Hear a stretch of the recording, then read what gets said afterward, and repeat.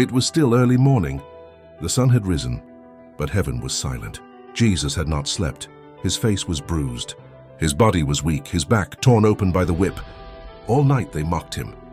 They beat him, they spat on him, and yet he never spoke a word in his defense, because this day was not an accident. This day was chosen.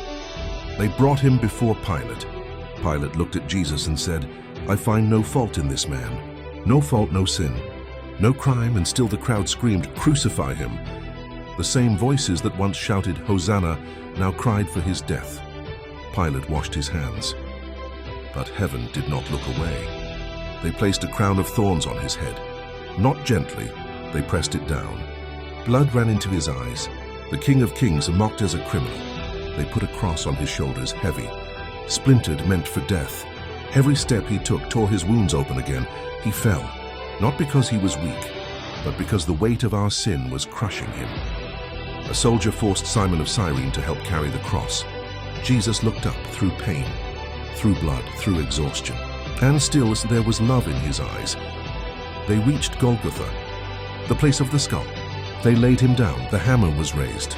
The first nail went through his wrist. You could hear it, metal, bone, pain. Yet Jesus cried out, "Father, forgive them, for they do not know what they are doing." Not anger, not hatred, forgiveness. And they lifted the cross. His body hung between heaven and earth. People laughed. Soldiers gambled for his clothes. Religious leaders mocked him. If you are the Son of God, they said, save yourself. But if he saved himself, he could not save us.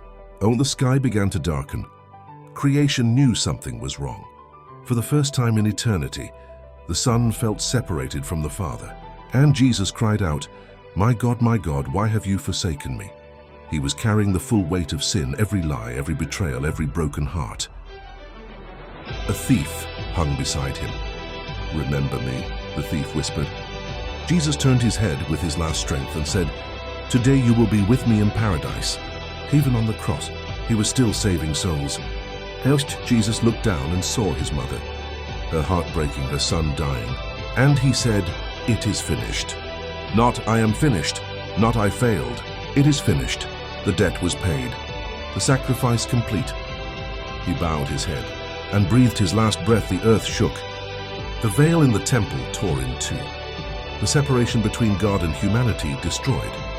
A Roman soldier fell to his knees and said, "Surely this was the Son of God." This was not just a death. This was love stretched out on a cross.